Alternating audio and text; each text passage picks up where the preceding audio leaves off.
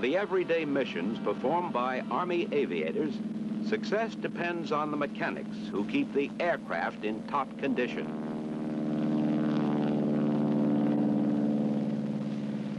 The aviator must be able to depend on every part of his aircraft to function properly.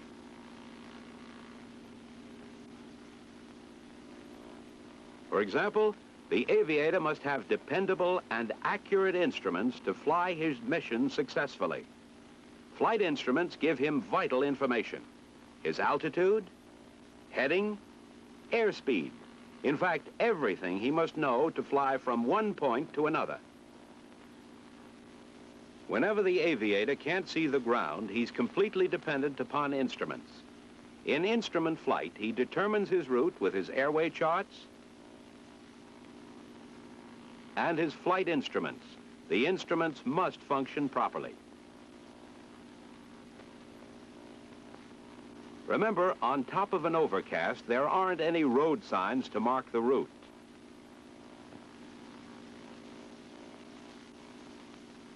These 6 instruments are the ones which are normally found in Army aircraft. They're used in fixed-wing aircraft as well as many helicopters. The 6 instruments are divided into 2 groups: the pitot-static instruments and the gyro-vacuum instruments. These 2 names, as we shall see, come from the method of operation of the instruments. The pitot-static instruments are air-operated. 2 kinds of air pressure are required: pitot pressure and static pressure. What is pitot pressure? How is it obtained? Pitot pressure is obtained from a pitot tube, a simple device named for its inventor, Henry Pitot, a Frenchman. The pitot-static tube is usually located in the leading edge of the left wing. The pitot tube is pointed in the direction of flight.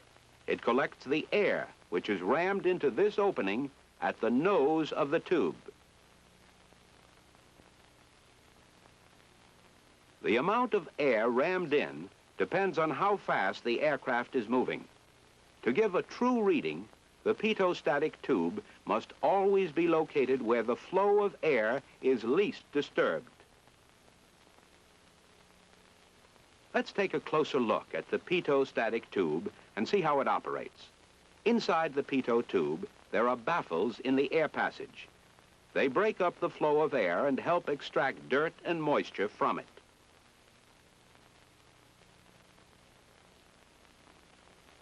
The dirt and moisture are drained from the tube through drain holes. To prevent the moisture from freezing and blocking the tube, heaters are provided. They're controlled by a switch in the cockpit. From the pitot-static tube, the air is carried through metal tubing to the airspeed indicator. So far, we've learned that pitot pressure is ram air, or air under pressure, corresponding to the speed of the aircraft moving through the air. What is static pressure? How is it obtained? Static pressure enters the tube through holes in the top and bottom. Since the static holes are at right angles to airflow, air is not forced or rammed in. Static pressure is ordinary atmospheric air pressure. It does not vary with the speed of the aircraft. As we know, pitot pressure is used only in the airspeed indicator. But static pressure is used in all 3 of the pitot-static instruments. There is another means of obtaining static pressure, which is commonly used on Army aircraft. A pitot tube, rather than a combination pitot-static tube, is used. Static pressure for the instruments is obtained through tubing running to static ports on the fuselage of the aircraft. On the actual aircraft, the static ports are located where air will not be forced into them.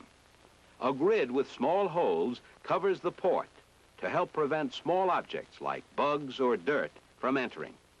Be careful not to plug these holes when you're cleaning or waxing an aircraft. Now we know that pitot pressure is air forced into the system by movement of the aircraft through the air, and static pressure is air at atmospheric pressure. Later we'll see that atmospheric or static pressure also varies during the course of a flight.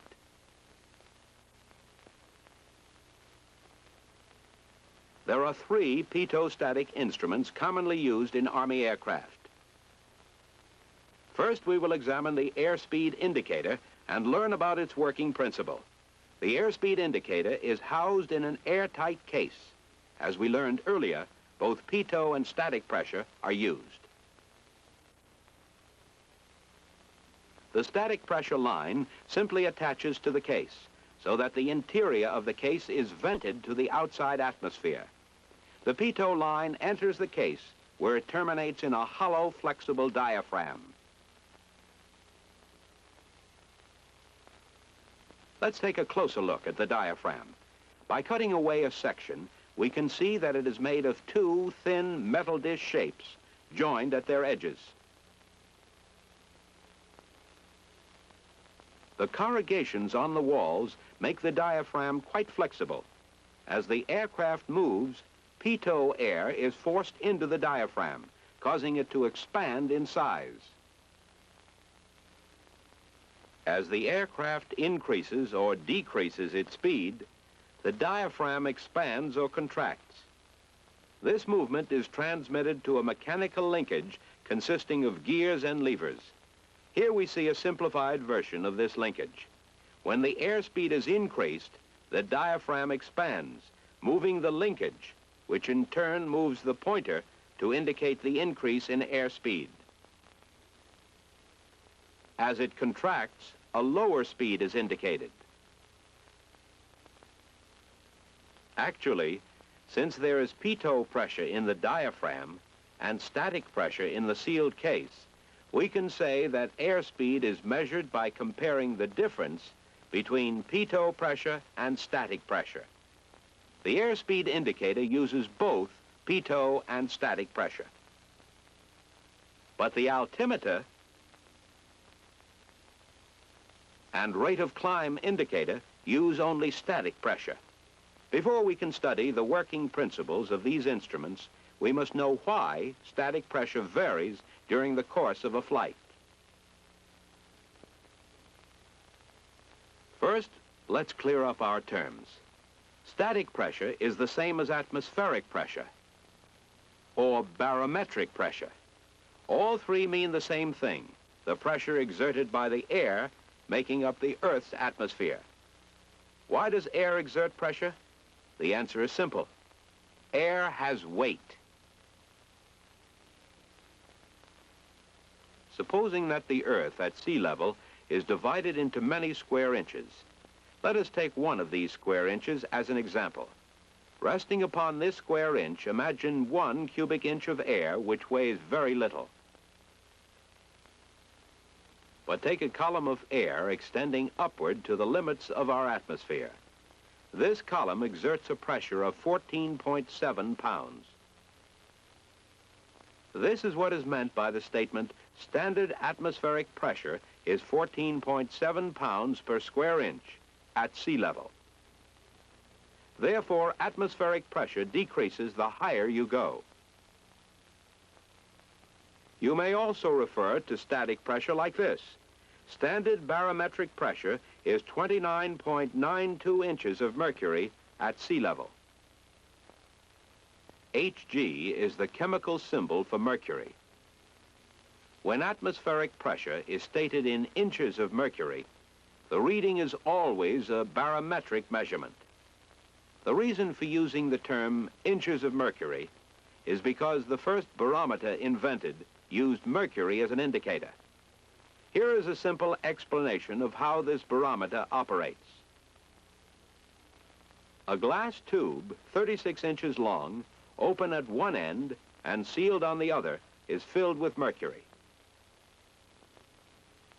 This is inverted and placed in a partially filled beaker, also containing mercury. The mercury in the tube will flow into the beaker until the amount of mercury remaining in the tube exerts a pressure at the bottom of the tube equivalent to atmospheric pressure, or 14.7 pounds per square inch. If we now measure the mercury remaining in the tube, it would be 29.92 inches. This is what is meant by the term inches of mercury, and we can see that 29.92 inches of mercury is the same thing as 14.7 psi. Now let us demonstrate why static pressure changes during a flight. Here is our barometer, reading 29.92 inches at sea level. As the barometer ascends to a higher altitude, the mercury falls in the tube. Why?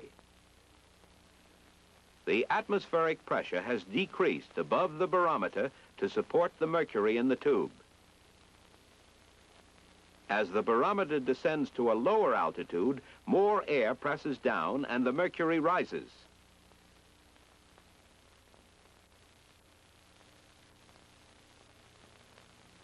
As the barometer ascends to a higher altitude, less air presses down and the mercury falls. The mercury barometer is still used. However, there is another type which is much more compact, the aneroid barometer. This is the heart of this modern barometer, a special flexible diaphragm called an aneroid. It is similar to the flexible diaphragm, but has no tubing connected to it. When manufactured, the aneroid is sealed with air at a pressure of 29.92 inches of mercury, standard sea level pressure. Notice that at sea level, the walls are flat. However, if the aneroid ascends to a higher altitude, its walls expand. This happens because there is sea level pressure inside the aneroid and less than sea level pressure outside it. At lower altitudes, the aneroid contracts. At higher altitudes, it expands. In an aneroid barometer, this contracting and expanding operates a pointer on a dial. The dial reads in inches of mercury. If we change the numbers on the dial to feet of altitude, we have an altimeter.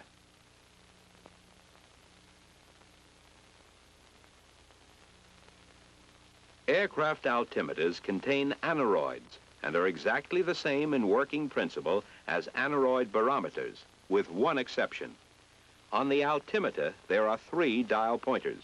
The short pointer indicates tens of thousands of feet, the medium pointer indicates thousands of feet, and the long pointer indicates hundreds of feet. For example, this altimeter reads 130 feet.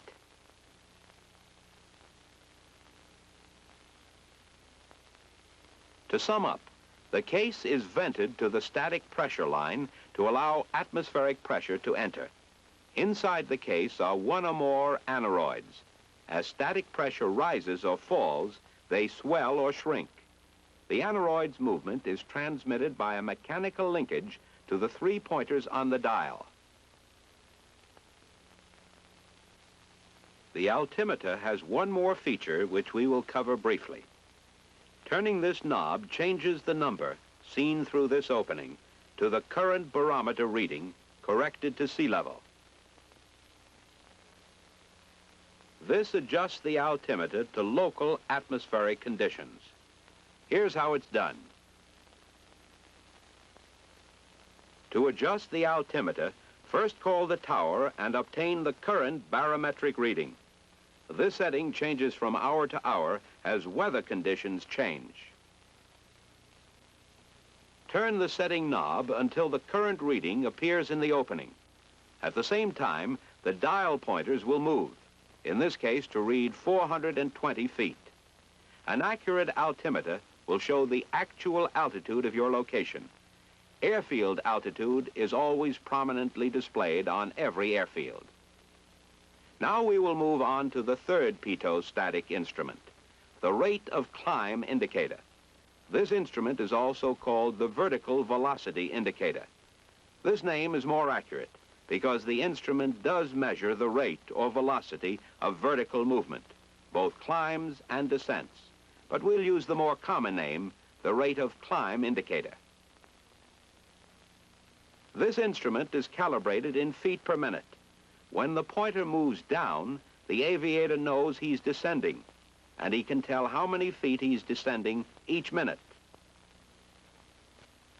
The pointer also indicates climbing and shows the rate of climb in feet per minute. The working principle is quite simple.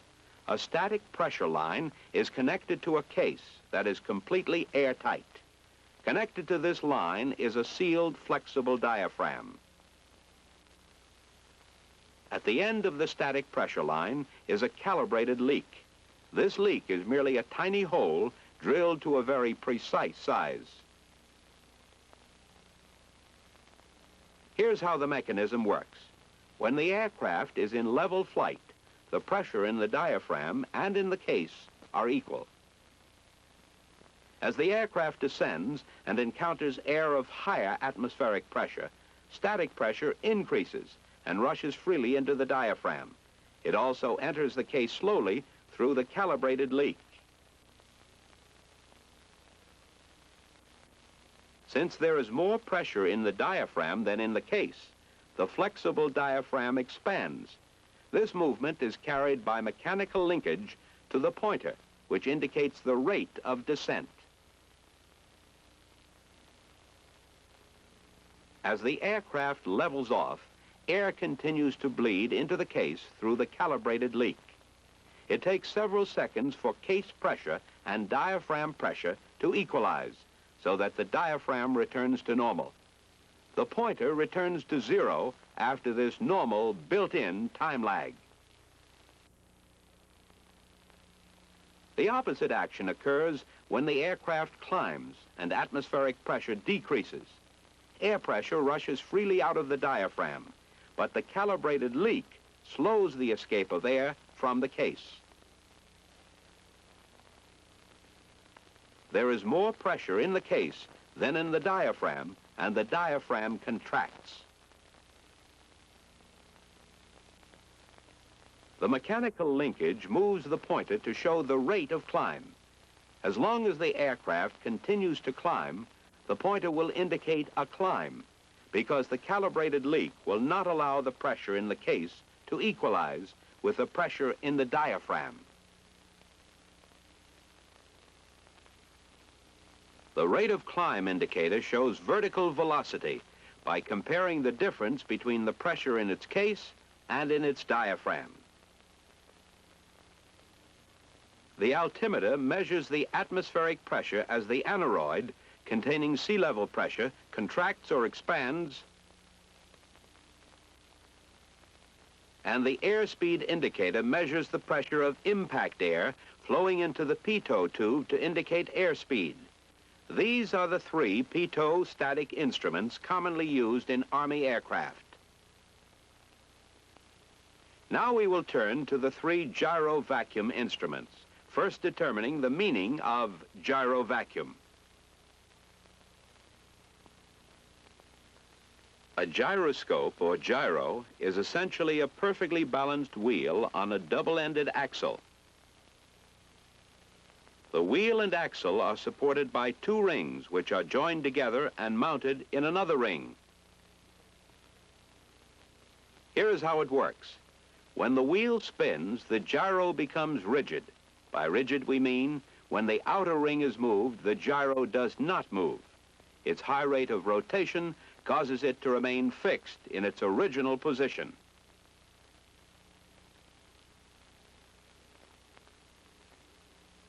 This gyroscopic rigidity is used in all three of the gyro vacuum instruments. We shall learn why they are called gyro vacuum instruments as we study the working principle of the directional indicator. The directional indicator is not a compass.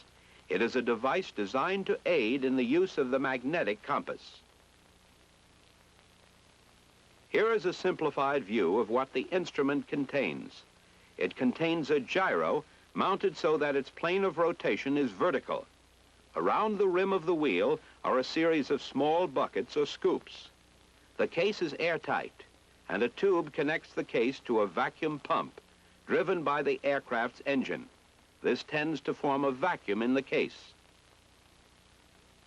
A nozzle with an opening to the outside atmosphere allows air to enter and replace the air drawn out by the vacuum pump.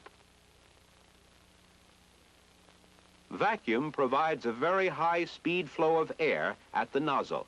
As air rushes in, it strikes the buckets, causing the gyro to rotate very rapidly. Remember, a spinning gyro is rigid in space.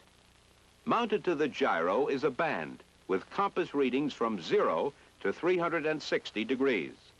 Looking at the directional gyro from the top, we will demonstrate its operation. When the aircraft turns to the left or to the right, the gyro keeps its original position. The aviator sets the directional indicator by adjusting this knob until the heading obtained from his magnetic compass appears in the window. By flying so that the desired heading remains visible in the window, he is assured of remaining on his heading. This is far superior to using a magnetic compass to maintain a heading. The compass is very unstable, but the directional indicator is not affected by rough air, vibration, or magnetic disturbances. The attitude indicator tells the aviator whether his wings are level and if his aircraft is nose up or nose down. It also uses the principle of rigidity in space, but in this instrument, the gyro is mounted with its plane of rotation horizontal. Airflow drives the gyro, just as it does in the directional indicator. When the aircraft changes its attitude, the gyro remains rigidly in place. Linked to the rotor is a pointer and a horizon bar, which can be seen extending across the face. On the face, there is also a simulated aircraft.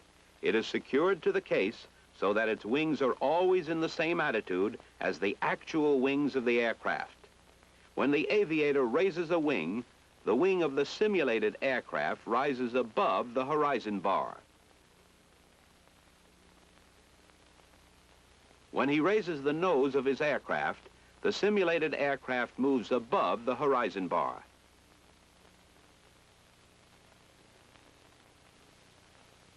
When he lowers the nose of the aircraft, the simulated aircraft drops below the horizon bar.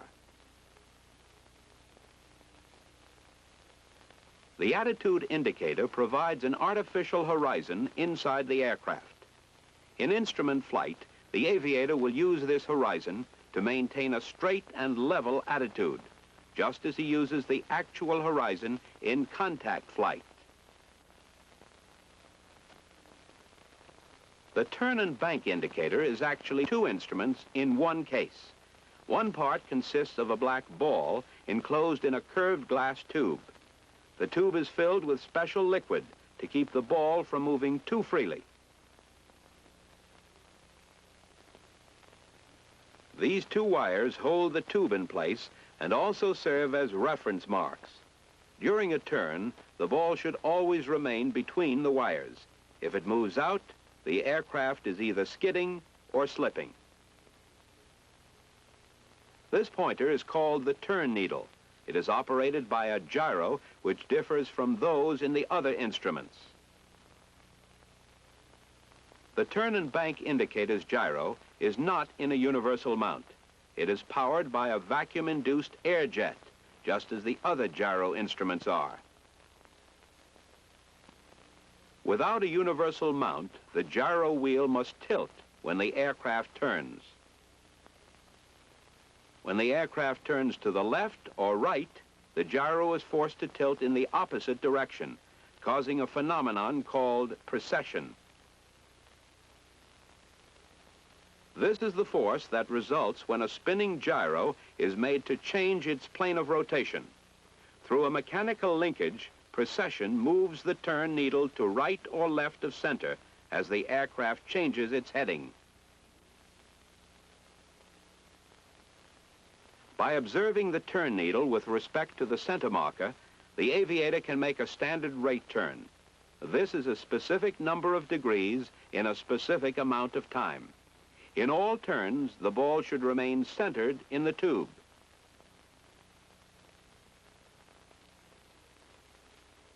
The turn and bank indicator provides a means of making standard rate coordinated turns by using the gyroscopic principle of precession.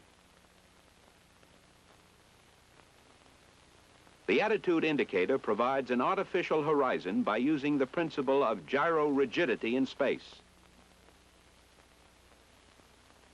The directional indicator uses rigidity in space to provide a more reliable means of maintaining heading than the magnetic compass can provide.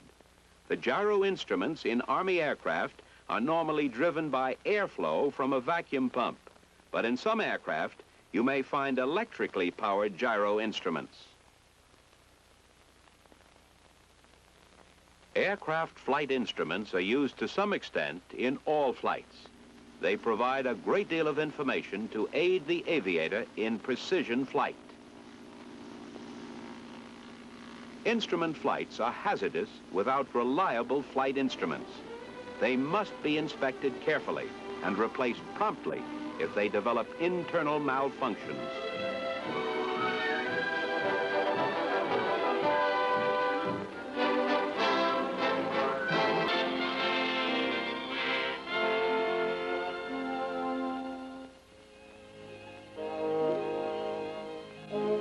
In Part 1, we were introduced to the L-19 and learned about the primary control surfaces which enable you to control its flight. In this film, we will learn how these control surfaces are used in straight and level flight. Climbs, glides, and turns. Hey, narrator, Hello, Bird Dog. I want to tell you before you get all wound up. These guys been studying and flying since they saw the first movie. They're talking real big around the BOQ about how sharp they are. But let me give you a tip. They're having trouble putting together what the book says with what it feels like in a plane.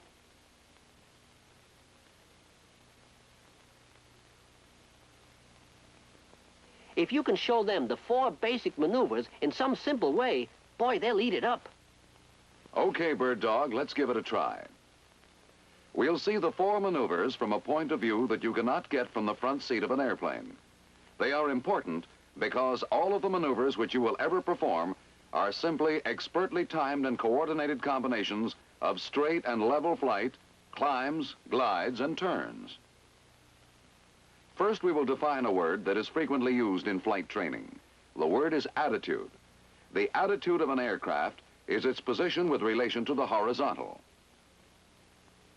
From an aircraft, the horizon looks like this. We might say that a plane's attitude is its position with relation to the horizon. When you are parallel to the horizon, you are in a level attitude. If your nose is below the horizon, you are in a nose-low or gliding attitude. If your nose is above the horizon, you are in a nose-high or climbing attitude.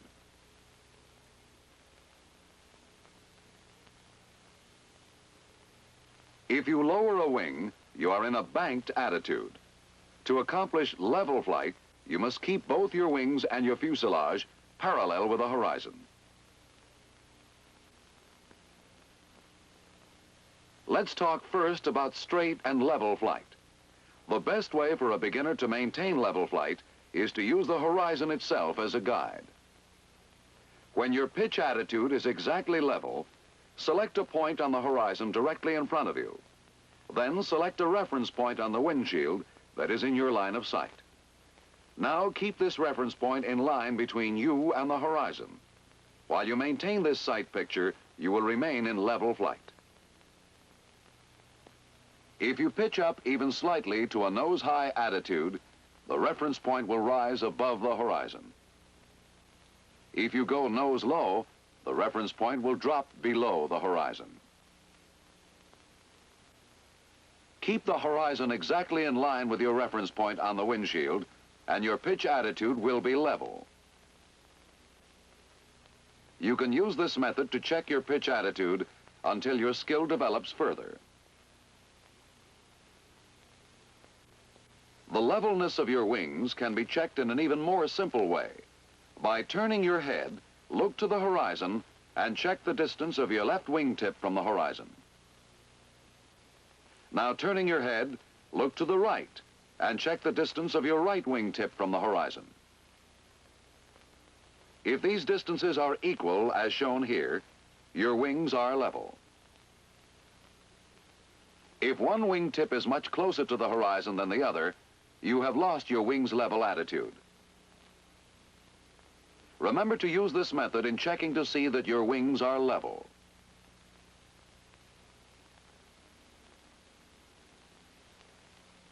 Another method to accomplish straight flight is by reference to the area over which you are flying. With both your pitch and wingtips level, select a point on the horizon toward which you are moving, like this mountain peak. Then closer in, find another landmark that's on the imaginary line between you and the mountain peak, like this radio tower. By keeping the radio tower in line between you and the mountain peak, you'll fly a straight course. The straight and level attitude, as we've seen it so far, has not shown one ever-present factor. Your plane will always have a tendency to pitch and roll as it flies. These natural movements are caused by air turbulence. Hey, can I put my 2 cents in here? Sure, Bird Dog. I notice one thing when some guys are flying. They fly real relaxed. So darn relaxed that their hand on the stick practically goes to sleep. It gets like a dead weight that pulls the stick over to the right. You can't stay straight and level that way. Fly relaxed, man, but don't let rigor mortis set in. Thanks for the tip, Bird Dog. Now we're going to the next basic maneuver, climbs. Climbs are entered from straight and level flight by moving the stick rearward with firm pressure.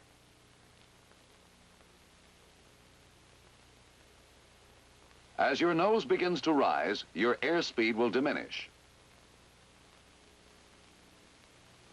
You'll know you're decelerating without checking the instrument panel by the decrease in sound of airflow around the cabin.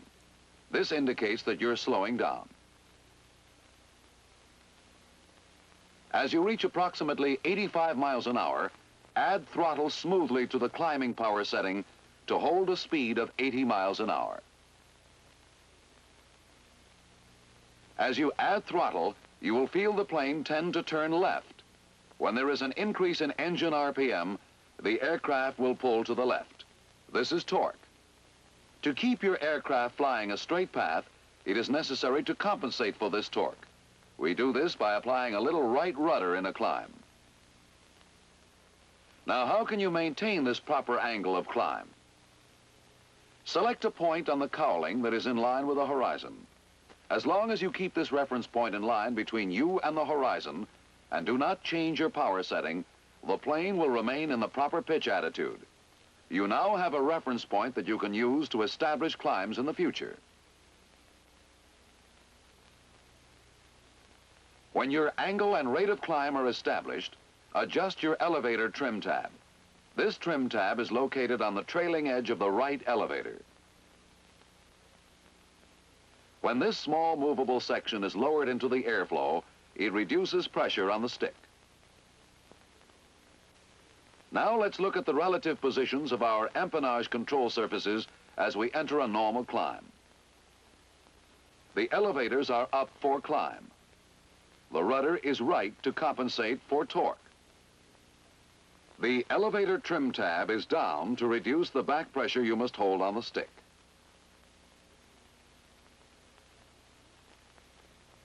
Prolonged straight climbs should be avoided. The pitch of your plane in a climb decreases visibility and increases the possibility of mid-air collisions. Except for climbing after takeoff, always use a climbing turn if you must gain any considerable amount of altitude. Start your level off about 50 feet before you reach the desired altitude.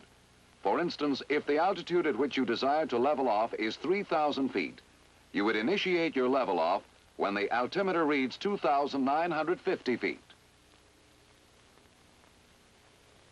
Level off by moving your stick forward. As you do so, you will start to gain airspeed. As you change your pitch, you will have to reduce your throttle slightly to prevent an increase in RPM. But remember, reduce your throttle to cruising power only when you have gained both level flight attitude and cruising airspeed. Your final adjustment after regaining straight and level flight and cruising airspeed is to retrim your elevator tab so that your stick pressure is neutral.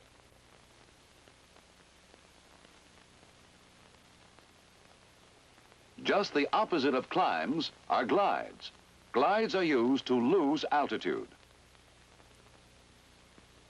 A glide is entered from level flight by first closing throttle slowly and smoothly.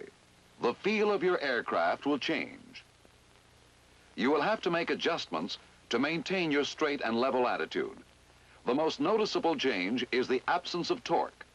The plane will tend to turn to the right, and you will have to apply left rudder to compensate. Hold your straight and level attitude. Do not lower your nose until airspeed dissipates. If you enter a glide too soon, you will have to make one or more additional adjustments of pitch attitude to attain proper glide speed. When airspeed dissipates to slightly above 80 miles an hour, lower the nose of the aircraft and establish a normal glide attitude. To maintain this attitude, use a reference point on the plane and align it with the horizon. As long as you keep this reference point in line between you and the horizon, you will maintain a normal glide attitude. The elevator trim tab is used to take the pressure off your stick in a glide, just as in climbs and straight and level flight. Wait a minute, buddy. I forget something? Yeah, man. These guys better use gliding turns when they want to let down, because you got lousy visibility in a straight glide. Man, it hurts just looking at it. The level off from a glide should begin about 50 feet from the desired altitude. For instance, if the altitude at which you desire to level off is 2,000 feet, you would initiate your recovery when the altimeter reads 2,050 feet. As you move the stick backward, add power slowly. Remember, as the engine torque increases, smoothly relax your pressure on the left rudder pedal. As airspeed increases, time the movement of your stick so that you reach level flight and cruising airspeed at the same time.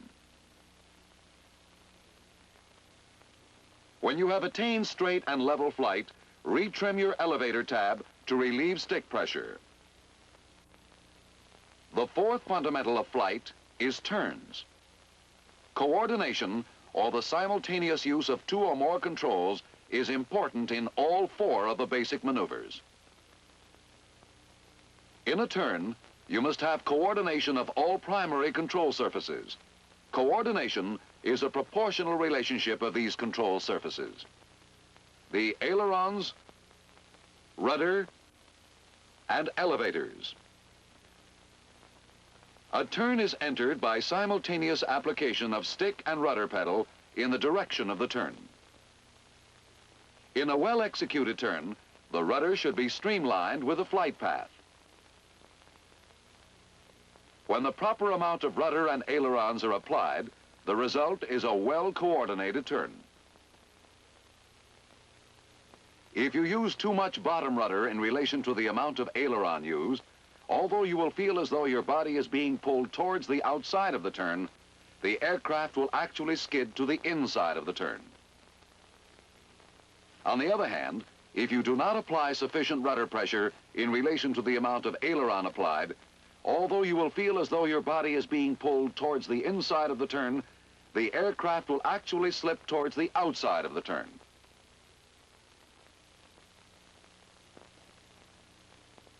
In level flight, A rear view of the L-19 looks like this. In order to enter a coordinated turn, increase pressure on the stick and rudder pedal in the direction you wish to turn.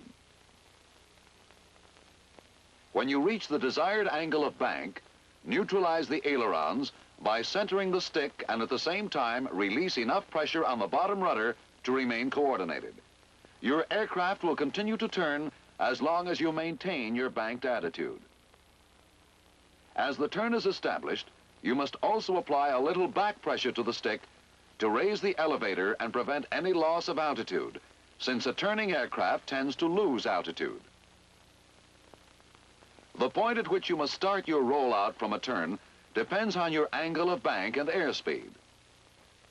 As you approach your desired rollout point, smoothly apply stick and rudder pedal in the direction opposite to your turn. While your plane is returning to level flight, gradually release the back pressure on your stick. Just as you gain a level attitude, return stick to neutral and simultaneously release rudder pressure. And there you are, right back where you started from. Straight and level. Man, you make it sound easy. It is easy, Bird Dog. The only thing that's hard about it is learning to do the right thing at the right time while you're up in the air, after spending your first 20 or 30 years on the ground. Guess you're right. If you could learn to fly a plane sitting in a classroom, primary fixed wing would be a 2-day course. How about a review, Bird Dog? Okay, let's go. In this film, we learned about straight and level, climbs, glides, and turns. When you know how to do these, you can put them up with some real fancy flying. Till you're home in a plane, you can use checkpoints to tell when you got the right pitch attitude. By checking your wingtips, you will maintain a straight course. It's a good idea to look outside quite a bit anyhow. You can see all kinds of interesting things, like other airplanes. Instead of repeating all the details of how to do it, I want to tell you this. Practice these 4 fundamentals. When you're not flying, think about how you did it last time and how to do it better next time. Work with all your controls till you can handle all of them at the same time. The same way you can walk upstairs while you scratch your nose without dropping your briefcase on a handful of papers. That's coordination, Bird Dog. Doing 2 or 3 things at the same time and in just the right way. In the next film, we're going to move on from the 4 basic fundamentals of flight to more advanced maneuvers. Crosswind flight, S-turns, elementary 8s, and the rectangular course. Coordination, huh? I'll have to remember that word.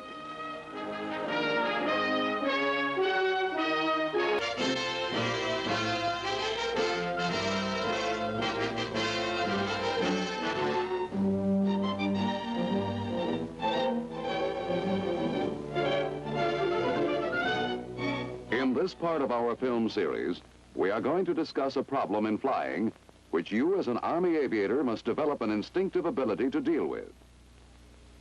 The problem is wind. Air is the medium in which you fly. When the air is moving, your plane moves right along with it. To make the effect of wind on flight very clear to you, let's look at this illustration. The plane is flying with an airspeed of 90 miles an hour. It is also moving over the ground with a ground speed of 90 miles an hour.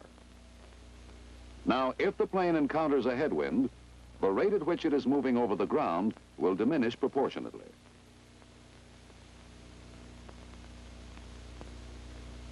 In this case, the headwind increases to 90 miles per hour, and our ground speed decreases to 0 miles per hour. The plane will make no progress over the ground at all. However, understand this, an aircraft's airspeed is never affected by wind. This aircraft's thrust is still moving it through the air at the rate of 90 miles an hour. The only effect that the wind has is to alter the ground speed.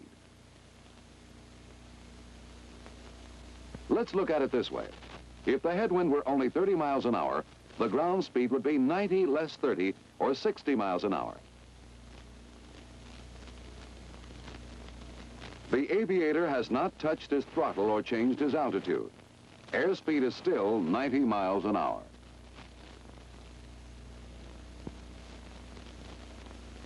If the plane encountered a tailwind of 30 miles an hour, Ground speed would increase to 120 miles an hour. 90, which is the plane's speed, and 30, which is the wind velocity. The thing to remember is this: airspeed remains constant unless you do something to change it. But ground speed can be faster or slower than airspeed, depending on whether you have a tailwind or a headwind. Mr. Narrator, Yes, Mr. Bird Dog. I think you've been stacking the cards on us. How come? In the last picture, you showed us how we can line up the plane with a water tower and a barn and just go there. Seems to me this wind bit is gonna louse that all up if it's blowing across the plane's course. Why didn't you tell us about that, huh? Listen, Bird Dog. In the last picture, we were talking about the attitudes of a plane, not about wind effect. We're going to discuss crosswinds right now. That's better. With a crosswind, you will have trouble keeping the nose of the plane lined up with the course over the barn.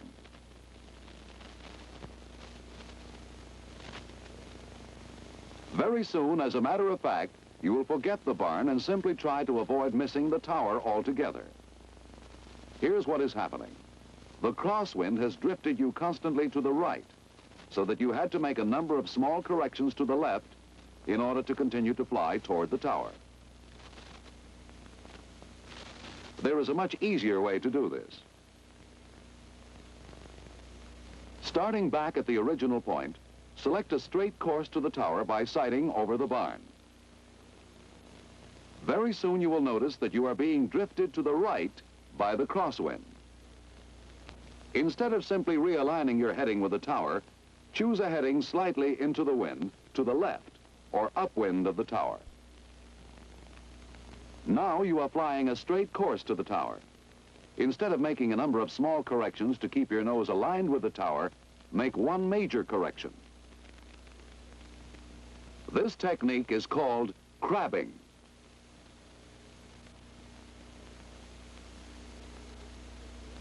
Judging how much correction you will have to make for various crosswind situations can only be learned by experience. For a right quartering headwind, we will crab slightly to the right. The degree of crab will depend on the wind's velocity. Wind's effect on your plane helps you to determine its direction and velocity by the way it affects the course of your plane. With a left quartering tailwind, your ground speed will increase, and you must crab to the left to maintain your course. Knowing the direction and velocity of the wind is necessary in pre-planning the maneuvers we will deal with.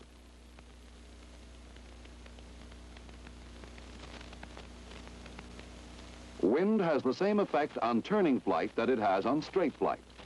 First, let's watch this plane make a constant rate turn without any wind to deal with. An angle of bank is established and held constant throughout the turn. Both airspeed and ground speed are the same, since there is no wind. Now let's suppose that there is a 20-mile-an-hour headwind. As the plane starts its circle, we will maintain the same angle of bank that we used last time. At the start, the plane's ground speed is reduced by the 20-mile-an-hour headwind.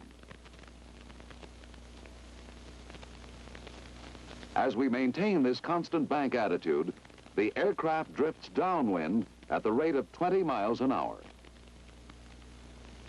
Then, as it turns further, it has the full 20-mile-an-hour tailwind added to its ground speed. Moving on, it goes again into a crosswind and drifts further downwind. Finally, again into a headwind, its ground speed is diminished, and when it should be arriving at its starting point, it is actually about here. If the plane continued to circle, its course would look like this, covering less ground upwind and more ground downwind, so that the circle it is flying constantly drifts downwind. The proper way to fly a wind circle is to vary your angle of bank, and thus increase or decrease your rate of turn. This is how it is done. As you start the circle with a headwind, use a shallow bank so that your rate of turn is slow and you fly into the wind longer. As you proceed, constantly increase your angle of bank so that when you have the full tailwind, you are at your greatest angle of bank and your rate of turn is fast. As you turn out of the tailwind, gradually decrease your angle of bank so that as you again come into the headwind, you're in a shallow bank and your rate of turn is slow.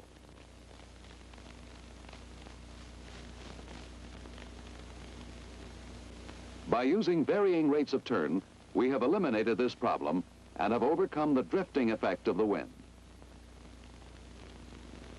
Now let's re-examine what we have done and check our angle of bank at the key points of the circle. We start with a shallow bank and a slow rate of turn, since the headwind cuts our ground speed, and it will take us longer to cover this quarter of the circle. Here we are at a medium angle of bank, and our rate of turn has increased. As we cover the next quarter, we gradually increase our rate of turn to compensate for increasing ground speed as we come into a tailwind. At this point, with the full effect of the tailwind, we are at the steepest angle of bank, so that we turn at a rapid rate. Through the next quarter circle, we decrease our rate of turn as tailwind diminishes. At this point, we are again in a medium bank, which prevents us from drifting with the wind. We reduce bank gradually through the final quarter, since we are coming into the headwind. As we pass over the starting point, we are in a wings level attitude. To repeat, you must know the direction and approximate velocity of the wind to perform this maneuver successfully.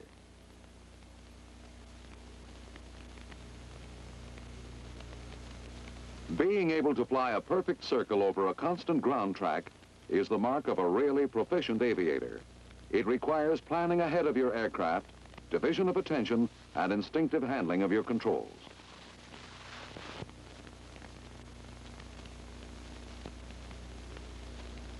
A maneuver which will help you to develop skill in flying a ground track is the rectangular course. To practice this exercise, select a square with well-defined sides. This road, tree line, creek, and dirt track form a good square. The sides are as they should be, about half a mile long. The object is to fly a course parallel to and 1,000 feet outside this square. Each turn must be a perfect arc 1,000 feet from the corner. Here we can use what we have just learned about the wind circle. We take the 4 quarters of the circle and move them out to the corners of the square. Actually, we are going to fly a wind circle with straight legs half a mile long between each quarter of the circle. Let's say the wind is coming from here. The course can be entered at any point. We will enter flying with a direct headwind. No drift correction is required.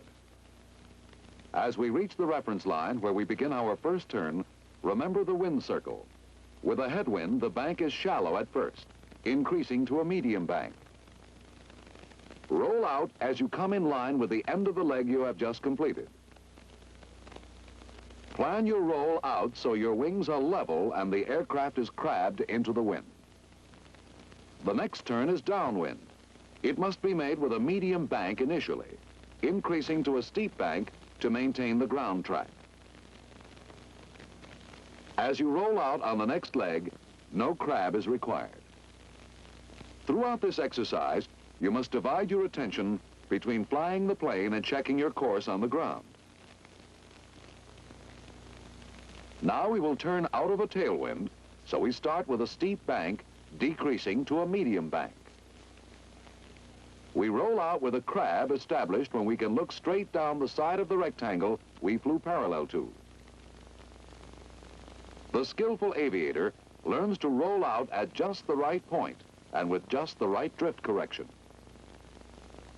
The final turn is into a headwind, so we start with a medium bank and reduce it to a shallow bank. A good rectangular course is not easy. It is good practice since it closely simulates the kind of work you will do as Army aviators, holding a safe and controlled track over the ground while your attention is focused on a ground object. Practice it until you can keep your course parallel with the sides of the square and your turns centered on the corners. Here is another variation of the wind circle which will develop your ground track ability. It is called S-turns across a road. Locate a straight road with the wind blowing across it. The object is to fly a series of S-turns back and forth across the road. Each turn has a radius of a quarter mile, and you cross the road at intervals of 1/2 mile. Enter the maneuver flying into the wind. Just as in the wind circle, we vary our bank to fly a circular course over the ground.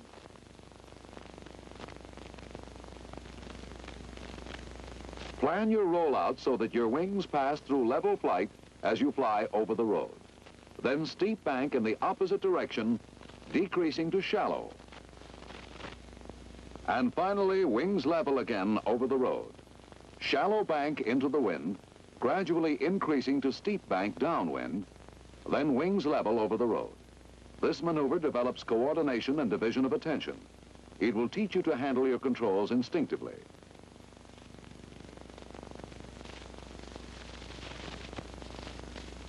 Still another practice maneuver based on the wind circle requires a well-defined crossroad with one road parallel with the wind. This maneuver is called an elementary 8.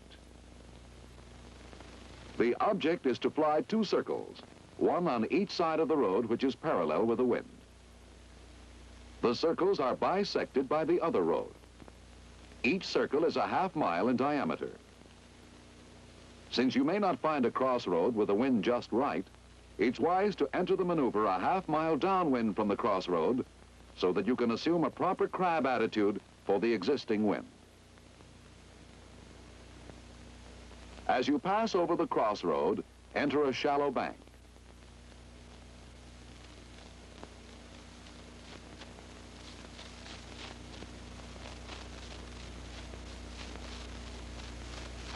Bank must be adjusted for wind drift throughout the circle, and you should arrive back over the crossroad with wings level and at the same angle of crab you started the maneuver with.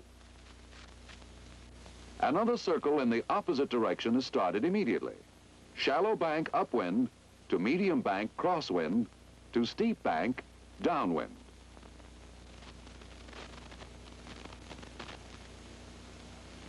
The test of your ability lies in maintaining accurate drift correction so that each circle starts at the intersection and is exactly bisected by this road. We cannot place too much stress on ground track maneuvers. They are Let me say it, narrator. You use too many fancy words. If you're going to fly for the Army, you got to fly like a bird. Think about that. Did you ever see a bird figuring about which way to crab or how steep to bank? They just know. You got to just know, too. You got to start getting the feel of the air you're flying. Air is just as real as the ground you walk on. You can see that when you look at this. If the air is moving opposite to your course at the same speed you're moving into it, it can stop you cold. You got to learn to beat the air at its own game. Don't let it push you around. To go where you want to, learn to set up a crab. The wind circle? Study it. Watch the birds. They know all about the wind circle. They got their wings the day they were born. The wind circle is the clue to the rectangular course. The S-turns. And the elementary 8s. As a matter of fact, the wind circle is the clue to flying. Well, thanks, Bird Dog. You pretty well wrapped it up. When you've mastered the maneuvers in our next film, you'll really begin to feel at home in the air. In Part 4, we will study the mechanics of confidence maneuvers, steep turns, stalls, and spins.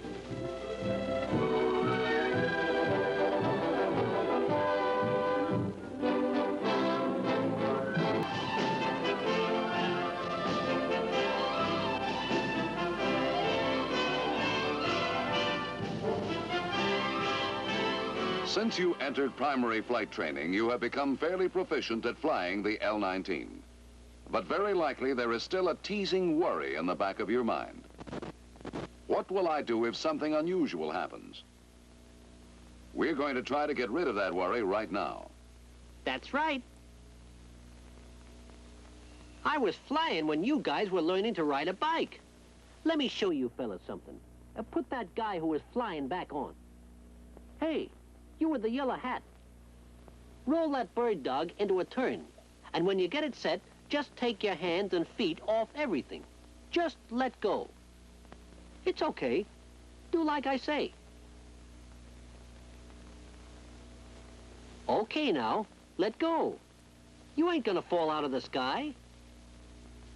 Now, watch this. See? With hands off, that bird dog says, "Gee, I wonder where the pilot went." Then he begins to think this bank is a pretty silly position to be in up there all by himself. So he decides to level off and just fly along till the pilot gets back from his coffee break. Us bird dogs are stable characters. We believe in the straight and level. That's what experience does for you. Can you recover from any attitude? Well, if I'm rigged right and got enough altitude. But it does help to have a pilot who knows what he's doing. Sure it does. If he's smooth. Then you'll approve of our next subject. It's one where good coordination really shows up. We're going to discuss steep turns, a maneuver that will help to develop your sense of orientation, control touch, and confidence in your airplane. A 90-degree turn using a shallow or medium bank requires good coordination. But a turn that continues for 360 degrees with a 50-degree bank is really a test of coordination. You're going to separate the bike riders from the aviators. Right, bird dog. In a steep turn, you must maintain constant altitude, and you must roll out on the same heading you were originally flying. Here's a tip that will help you with that. Before you roll into a steep turn, spot a landmark straight ahead of you at a distance, like this crossroad. It will help you to orient yourself as you roll out. Roll into the turn just as you would for a normal turn, but continue to increase the bank smoothly until you have about 50 degrees of bank. As you pass the point of medium bank, add throttle as necessary to maintain a safe airspeed. With the turn established, you must increase back pressure to offset the loss of lift. During the turn, maintain the desired angle of bank just as you would in level flight. Each aileron adjustment must be accompanied by a rudder adjustment throughout the turn. Cross-check your altimeter for altitude control. Your elevator controls your altitude in a steep turn. To make it easy, remember one thing. There is no change in effect of any of your controls in a steep turn.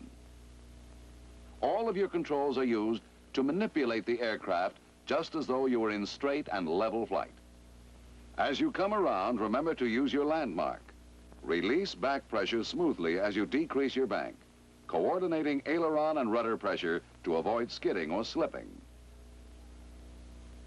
Power is decreased as you roll out of the turn. Can I say something here? What is it, bird dog? I got a theory. I think once a guy's got steep turns down pat, he really gets to relax in a plane. That's why we're going to discuss stalls and spins next to give the students confidence in you. Good. First, let's find out what a stall is. In flight, there is a constant stream of air moving across your wings. It is parallel to your movement, and it's called the relative wind. The chord of your wing and the relative wind form an angle called the angle of attack. By varying the angle of attack, you can change the amount of lift on your wings. But if you increase the angle of attack too far, smooth airflow over your wing is disrupted, and less lift is produced. This loss of lift is called a stall. A stall can be abrupt and violent, but usually there are warning signs before it occurs. Performance and control response seem mushy or sluggish. Various kinds of stalls are practiced in flight training. The climbing stall, both straight and turning.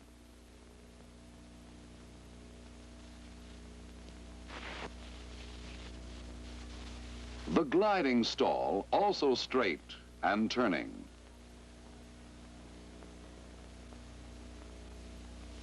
And the landing attitude stall. First, we will deal with the climbing stall. When the angle of attack is increased beyond the angle of greatest lift, the aircraft will stall.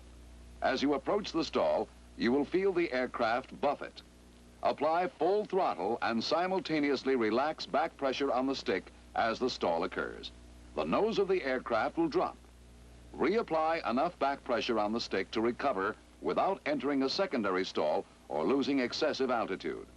As soon as you have regained sufficient airspeed, adjust the throttle and elevators to maintain level flight. The gliding stall can be recovered in exactly the same way by adding full throttle and relaxing back pressure on the stick.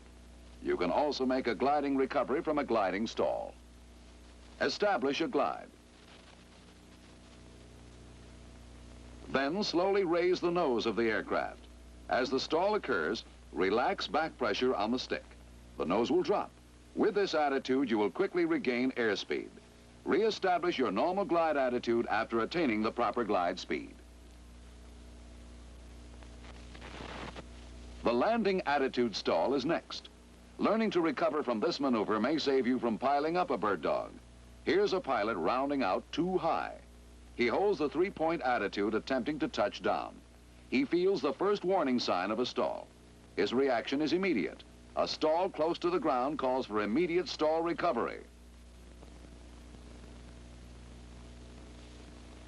You will practice landing attitude stalls at a safe altitude. As with any maneuver involving change of course or altitude, you will clear the area thoroughly. Establish a normal glide. Then, lower flaps.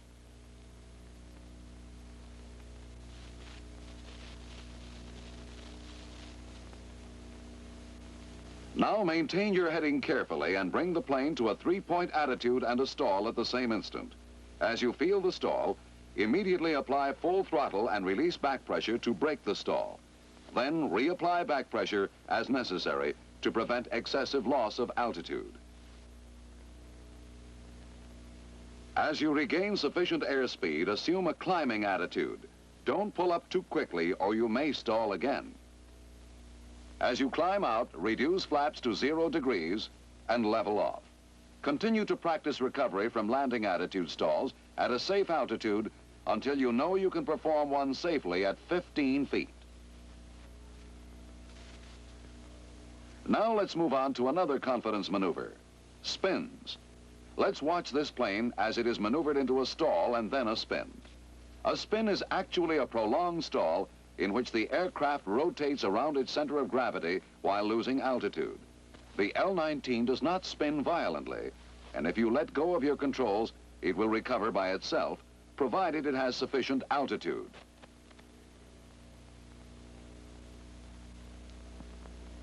Let's start our study of practice spins by looking at this L-19 in a power-off stall. Notice that the elevators are up and the rudder is at its limit of travel to one side. This is how you induce a spin. Since the aircraft is in a stalled condition, the nose will fall with the elevators up. The rudder position will cause the aircraft to turn and enter a normal spin. Be sure that your ailerons are kept neutral throughout the spin. To recover, apply full opposite rudder to stop the rotation, then relax back pressure on the stick. As the rotation stops, neutralize the rudder. Back pressure on the stick returns you to level flight. But don't pull back abruptly, or you may enter a secondary stall. A spin with power on is essentially the same as with power off.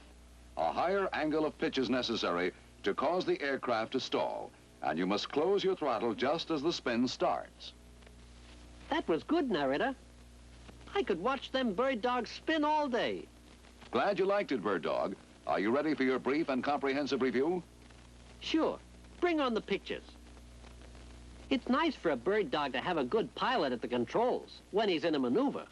But if he's got enough air under him, he can be depended on to straighten out and fly right all by himself. Remember that. It'll be good for your morale. Steep turns are just like any turn. They just feel more hairy until you get used to them. If you want to come out where you went in, always select a prominent checkpoint. Go into a steep turn just like any turn, but add a little throttle to keep your airspeed up.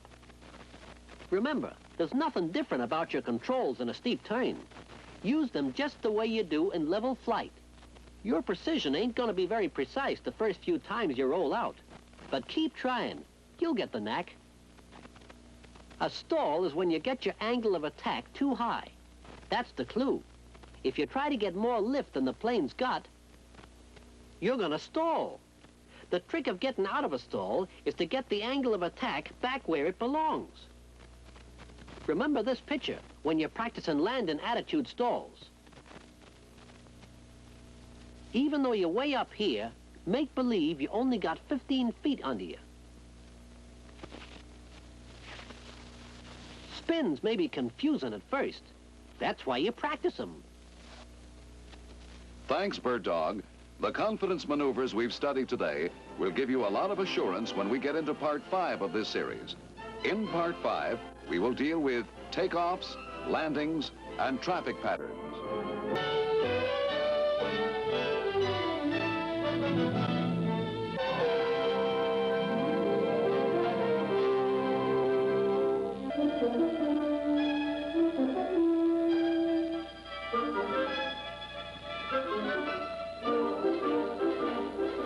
When you first visited the airfield at the start of your flight training, you might have had a feeling that is common for beginning students. I may be able to fly one of those things, but takeoffs and landings, that looks tricky. It isn't easy, but on the other hand, you know by now that it isn't as difficult as it looked that first day. To clear up any confusion that may still remain in your mind, we will spend the next few minutes... Why don't you lay off the chit-chat and just tell them we're going to show them how to get up in the air and back down again without busting nothing? If you give me a chance, that's just what I was coming to. We all read the title at the beginning of the picture. Let's go. Why did I ever let you in here? Okay, we'll go. Here is an airfield with a wind direction indicated. Traffic into and out of the airfield follows a definite pattern like this. We will use one runway for simplification. Each part of the pattern has a name. The takeoff leg, the crosswind leg, the downwind leg, the base leg, and the final approach. We will discuss the 180-degree side approach using a 1,000-foot pattern. Takeoffs are made into the wind to take advantage of the additional lift initially provided by the wind. After becoming airborne, you climb out on a straight ground track until you reach traffic pattern altitude. You make a 90-degree turn onto the crosswind leg, followed shortly by a 45-degree turn in the opposite direction, either level or climbing, to take you out of the pattern. On returning from your flight, you re-enter the pattern in a definite manner. Enter traffic at a 45-degree angle to the middle third of the downwind leg. As you approach at this angle, watch other aircraft in the pattern and time your entry so that you are properly spaced. Actual landing procedures start here, but we'll deal with these procedures later. You make a 90-degree gliding turn here onto the base leg, then another 90-degree gliding turn onto final, and touch down at the approach end of the runway. The virtues of a traffic pattern are obvious. All traffic is moving in the same direction and at the same altitude. Planes can exit without interfering with incoming planes, and traffic can enter at an angle that gives an excellent view of planes already in the pattern. Now let's deal with the technique to be used in various parts of the pattern. First, takeoff. You have arrived at the number 1 position. You take off next. Set your flaps for takeoff. Now you set your directional gyro to the runway heading and cage it, and complete your pre-takeoff procedure. Taxi out and line up with the center of the runway. As you roll forward, adjust your pedals to make sure that your tail wheel is aligned with your direction of takeoff. Then uncage your directional gyro. Use your power for takeoff correctly. Push it smoothly forward all the way to full power. As the plane rolls forward, hold back pressure on the stick to keep your tail wheel on the ground. Keep your heels planted firmly on the floor throughout the takeoff. As speed builds, you relax back pressure on the stick and allow the aircraft to assume a shallow climbing attitude. You must use the proper elevator control to maintain this pitch attitude, or your tail will continue to rise to level flight attitude. Maintain this shallow climbing attitude until your plane flies itself off the ground. When you're positively airborne, maintain this pitch attitude until the aircraft attains the normal climbing airspeed with flaps, and then reduce power to 2,300 RPM, adjusting pitch attitude to maintain a normal climb. As you climb, track straight down the runway. When you have a safe altitude, retract your flaps to 0, maintaining your pitch attitude by increasing back pressure on the stick as your flaps come up. With flaps up, your airspeed will build to 80 miles an hour. Adjust trim and climb straight out, using a terrain feature dead ahead to hold a straight course. When you reach traffic altitude, clear carefully before turning to crosswind leg. A normal traffic exit is to turn 90 degrees onto the crosswind leg, followed by a 45-degree turn away from traffic. These turns may be level or climbing. Let's take another look at the takeoff. Align the plane and tail wheel with the center of the runway. Hold your stick back and apply throttle in one continuous movement to the full throttle position. Engine torque will tend to turn you to the left, so use right rudder as needed to maintain a straight path. Allow your tail to rise after your rudder becomes effective. During the entire takeoff, your attention is outside the plane. Don't even glance at your controls or instruments. As you become airborne, remember this sequence. Adjust pitch to climb attitude. Reduce power to 2,300 RPM. Retract flaps. Turn off auxiliary fuel pump. To simplify it, after breaking ground, think of pitch, power, flaps, and pump. Now let's have a look at the pattern that has to do with landing. As you fly in, check traffic in the pattern. If there is space for you, proceed. If there is not enough space, turn off. Circle back and try again when you see that you will not interfere with any other aircraft in the pattern. Now visualize your plane touching down smoothly.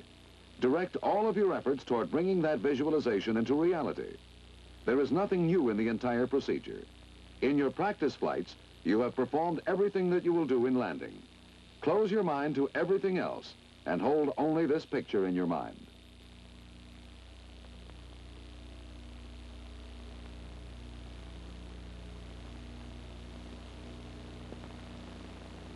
Here's how you manipulate your plane to bring it about. Make a 45-degree entry leg. From this angle, you can see other traffic very clearly. Make another 45-degree turn to downwind leg. As you level your wings, start your pre-landing check. Fuel selector valve on fullest tank. Mixture full rich. Carburetor alternate air to alternate air. Magnetos on both. Auxiliary fuel pump on. Primer closed and locked. By the time you complete this, you should be at a point opposite your visualized point of touchdown. At this point, close your throttle and allow your airspeed to diminish. Maintain your altitude by adjusting your pitch attitude as you slow down. As your airspeed approaches 80 miles an hour, establish your gliding pitch attitude and lower 30 degrees of flap. Then, make a 90-degree turn onto the base leg and evaluate your ability to complete the landing. Use your judgment as to whether to use more flaps and how much more to use. If you're a little off in your approach, you still have time to correct. If you're way off, start a go-around. Don't attempt to correct the impossible. The type turn you make to final will depend on how well you have positioned yourself. If you have the proper position and altitude, you will make a normal turn. If you're a little low, start your turn early and make it a shallow turn.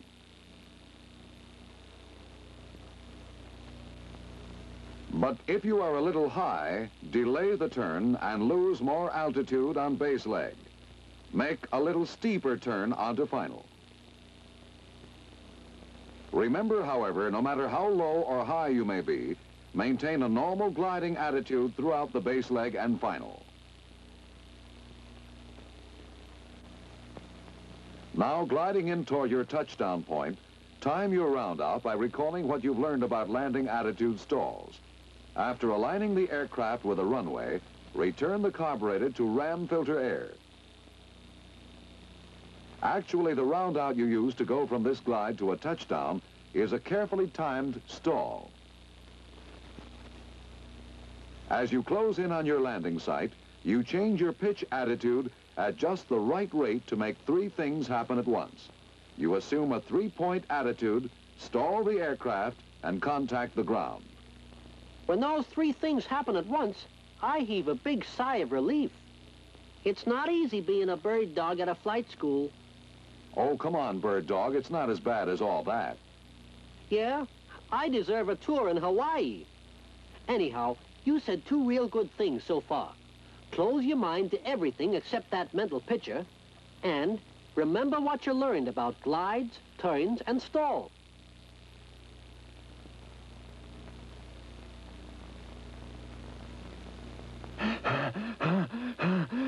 That's the way to do it.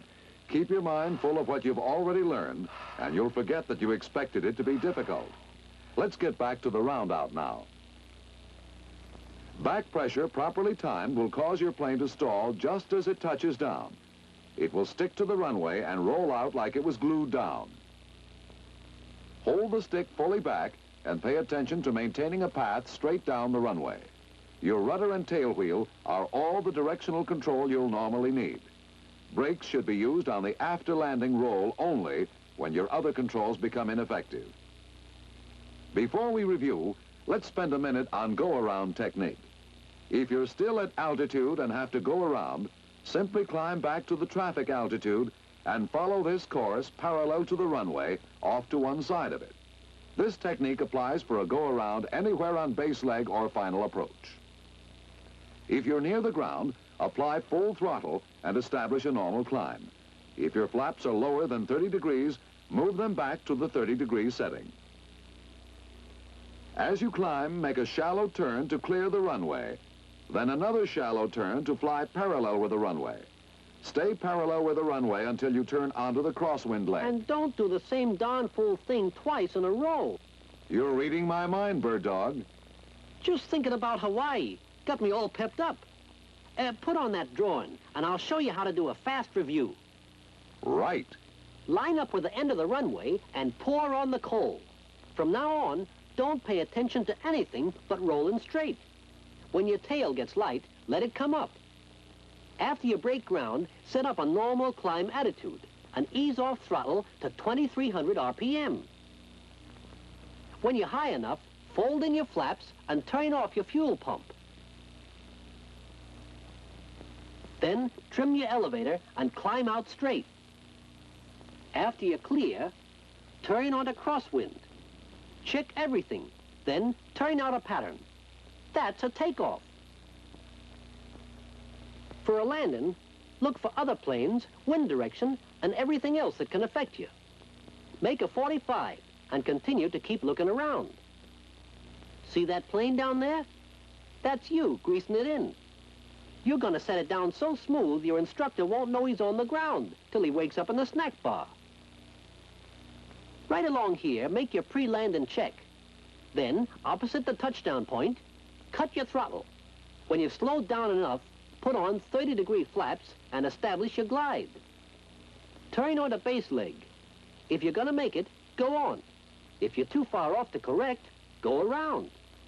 Now, depending on your altitude and position, make a normal or a steep or a shallow turn onto final. When you feel it in your bones that the time has come, bring the stick straight back in one movement and round out. Do it right, and you'll be 3 wheels on the ground in a stall, and we'll be friends for life. On the ground, steer right down the white line. And now, aloha, friends. I got orders for Hawaii. You can't leave now, bird dog. We've still got another picture to do. I can see them grass skirts waving now. It's on Forest Landing. And the surf at Waikiki. Forced landings? That has to do with my life and limb. Count me in. I'll be here.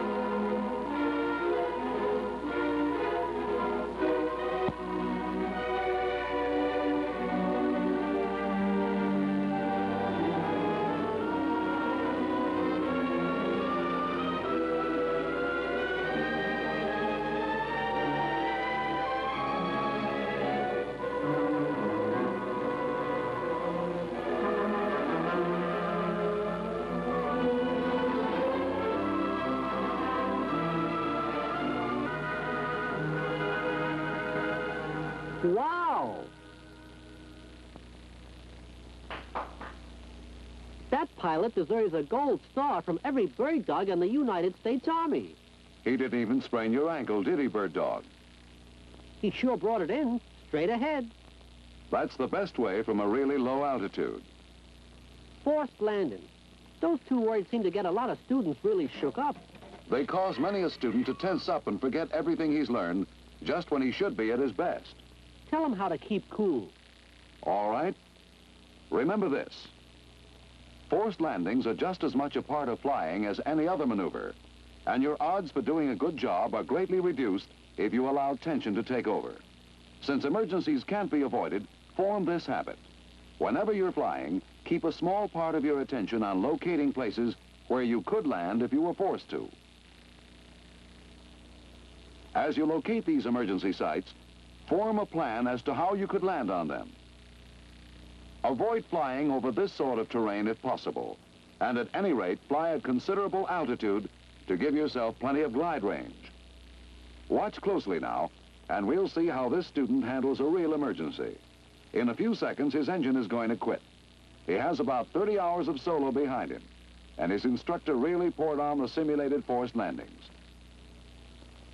His reaction is automatic, just as it should be. He immediately establishes a glide and starts looking for a suitable landing site. There's one ahead. There are other sites that are possible and perhaps better, but this one is chosen because he knows that he can reach it easily. He can make an approach just as though he were landing in a familiar 180-degree traffic pattern. This is a big benefit. Always try to select a site with an approach that is simple and familiar. The type turns you make on your approach depend on your position and altitude. If you are low, start your turn early, which will necessitate only a shallow bank. If you are too high, continue to fly on base leg, losing altitude all the while. This will result in a steeper turn to final. Don't spread your ability too thin by trying a complex or difficult approach to what may only appear to be a more suitable landing site. If you have sufficient time to attempt a restart, try it after you have planned your approach. Use flaps as necessary, just as you would in the traffic pattern.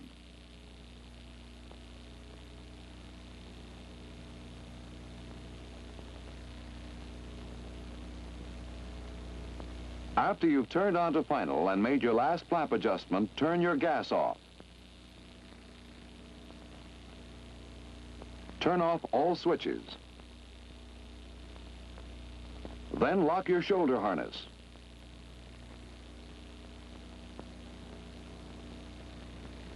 Make a normal round out and touchdown.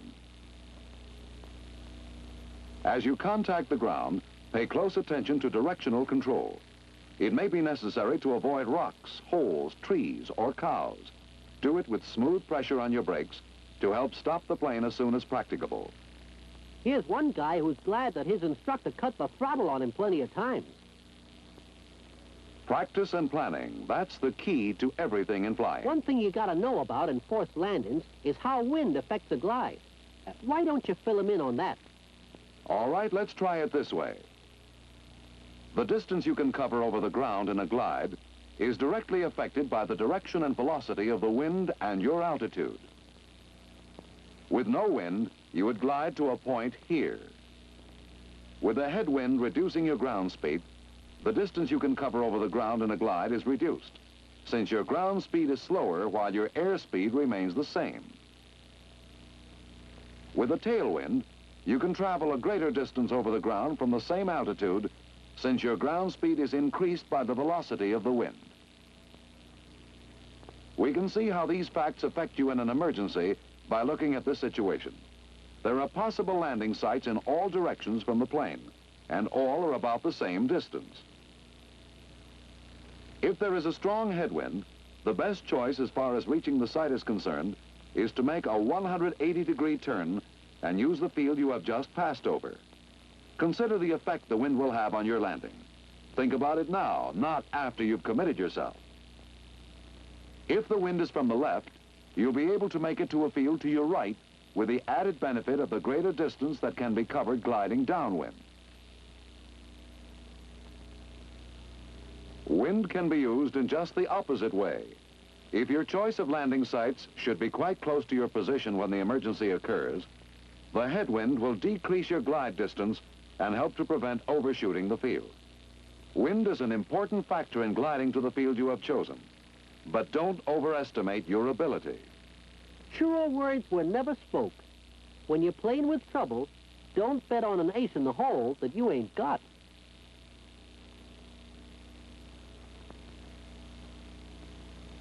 If you're at low altitude and aligned with the field, use the straight-in approach. If the field is off to your left or right, use the 90-degree side approach. If you have sufficient altitude and are approaching at an angle, use the familiar 180-degree side approach.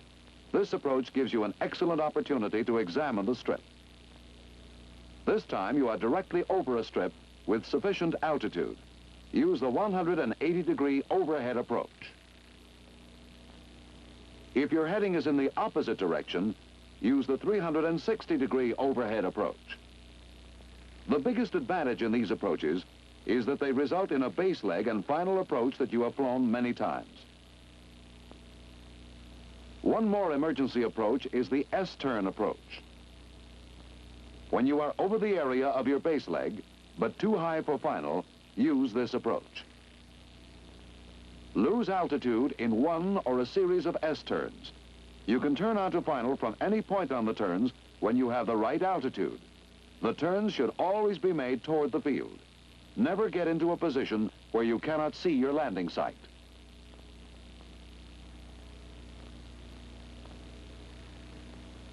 Now let's return to the emergency landing we saw earlier. If your engine stops or ceases to put out enough power to maintain level flight, establish a glide and start making your forced landing plan. Do this before making even the briefest cockpit check. Each time an actual or simulated forced landing occurs, you must formulate a plan for the particular situation. There is no technique which applies in every situation. Each forced landing is a unique situation, and each has problems that will never again be duplicated. When your site has been chosen and your plan has been made, stick to it. Don't change your site or alter your plan unless it becomes obvious that you are just not going to make it. If you have time, make a complete cockpit check and attempt a restart. But remember, the pilot who becomes so involved in an elaborate cockpit check that he loses control of his airplane even for a moment is exhibiting poor judgment in its worst form. Examine the field you will land on and plan how you will avoid any obstacles it presents. Here's a technique that will help you. As you plan your approach, mentally divide the strip into 3 equal parts. Make your approach to the center third of the strip. When you are sure that you can make it to the center third of the field, use your flaps to move your touchdown point into the first third of the field. In this way, you will avoid landing short. On the subject of flaps, be sure that you have made your final adjustment before you turn off your battery switch. Don't lock your harness before you have done everything that requires leaning forward. Then round it out and glue it down. Then steer, brother, steer. I'm a very forgiving guy, but I can take just so much. Calm down, Bird Dog, calm down. That's the first rule for forced landings. Don't let tension take over. That's right. You said that way back at the beginning. Right. And what else did I say? Well, you said lots of important things like don't fly over terrain you can't land on, and if you gotta go there, stay high so you can glide a long way. Then you went on about the wind and how it can shorten or lengthen your glide distance. The next thing I remember is about using familiar approaches instead of trying something fancy. That S-turn bit was good, because you can lose altitude without missing your shot at a good turn onto final. Then you went over the whole thing again with some more good points. First thing is to establish a glide and look for a spot to set down. Try a restart or make a cockpit check only if you can do it without losing control of the plane. You said lots of other things, but we ain't got much more time.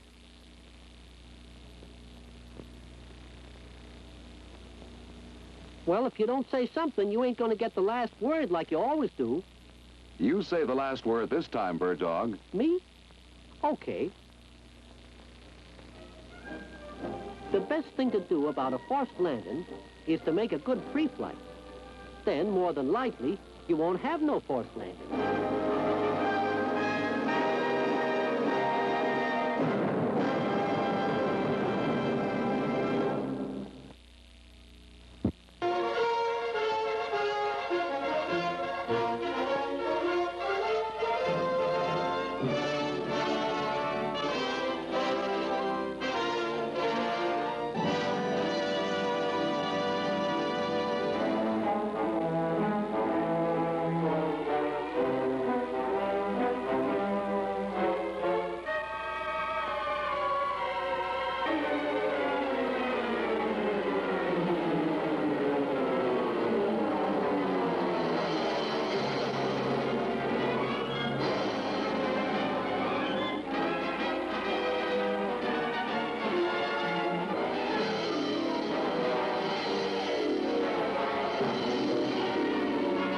This accident could have been avoided, but the student forgot what his instructor had taught him.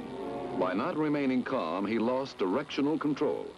His use of ailerons, rudder, and elevator during the after-landing roll Before you get lost in the nuts and bolts, I gotta set these guys straight on something. Bird Dog, are you here again?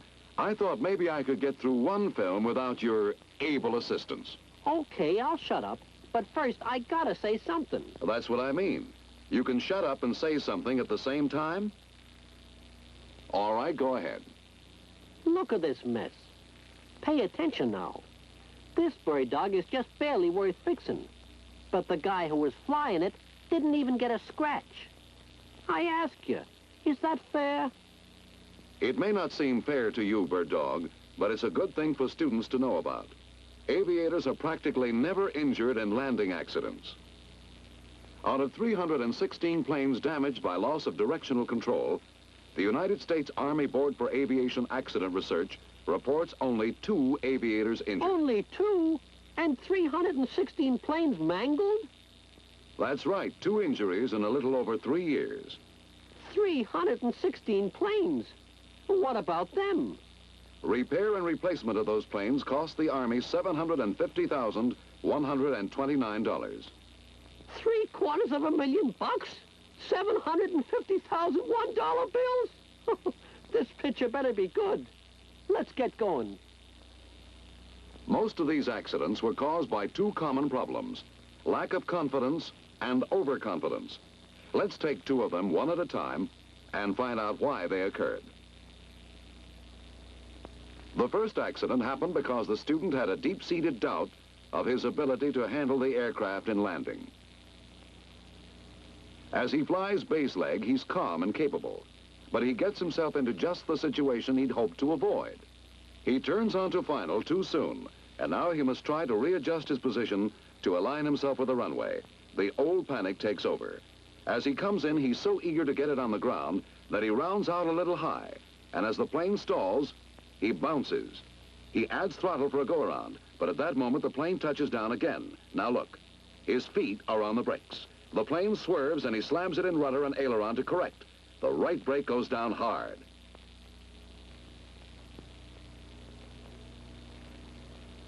A severely damaged L-19 caused by loss of directional control. No, caused by a guy getting shook. Could he help that, Bird Dog? Sure he could. If he's got a weak point, like getting shook on landings, he works on it. Lots of guys get squeamy feelings. You gotta fight back with willpower and know-how. That's what the psychologists say too, Bird Dog. Make a small and willful attempt to control your emotions and you'll win every time. Right. As psychologists say, think about what you're doing, and you won't have time to think about your heart going pity-pat. Guess you should know about psychology, Bird Dog. Now let's get on to the next case. The student who was overconfident. He came within inches of totally destroying an L-19 because he was too sure of himself. He was shooting landings in a light crosswind and doing a good job of it. 6 times out of 6, he'd set it down perfectly, right on the mark without a bounce. This time, as he approached runway control, he couldn't resist taking a look, making sure they appreciated his ability. Now watch as he unknowingly centers the stick. The plane starts to weather vane. He feels it going, but it's too late. Man, that was an action-packed fit. I'm sure the student thought so too. Maybe this has taught him a lesson, but the price is too high. He knows now that a landing is not complete until the plane has slowed to taxi speed. Know what? What, Bird Dog? This guy and the other guy both got the same trouble. Neither one had his mind in what his airplane was doing. You're right, Bird Dog. The key to directional control is absolute concentration on one thing, your course down the runway. Maybe you should review the controls they use on the ground. All right, let's start right at the beginning. First, let's list the controls which maintain direction on the ground. The rudder and tail wheel, brakes, ailerons, and throttle. In addition, the elevators help these controls to do their job by keeping the tail on the ground. Let's deal with them one at a time. The simplest definition of directional control is that it is the technique of keeping your aircraft aligned with the center line of the runway throughout the after-landing roll. After touchdown, and up to the point where you slow down, you're chiefly dependent on your rudder for directional control. As long as you have sufficient speed to provide air movement over the rudder, it will turn your plane.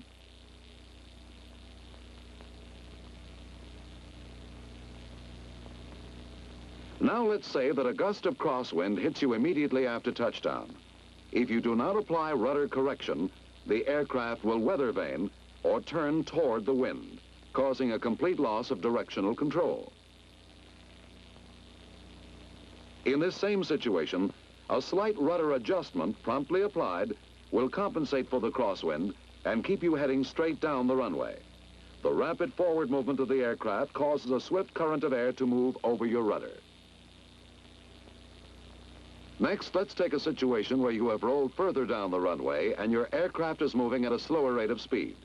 When the gust of crosswind hits you now, it would be more effective in weather vaning you, since there is a less rapid air current moving over your rudder. Therefore, a large rudder movement must be made to compensate for the crosswind and keep your heading correct. This third situation shows us still later in the roll, and the aircraft is now moving at an even slower speed. Therefore, the air movement over the rudder is now considerably slower. When the gust of crosswind hits now, any movement of the rudder pedal causes the rudder and steerable tail wheel to move. Working together, they compensate for the crosswind. At slower speeds, the tail wheel does most of the work as it moves with the rudder. Now let's see how brakes help us to maintain directional control. When a strong gust hits you and your crosswind adjustment of rudder and tail wheel is not correcting sufficiently, apply a little brake on the downwind wheel to correct the swerve. Brakes must be used smoothly and with moderation. It is easy to overcorrect and start to turn in the opposite direction. How do your ailerons affect directional control? From crosswind landing instructions, you know that if you have a crosswind, you must hold the stick into the wind throughout your landing. This is SOP. But let's say you don't have a steady crosswind.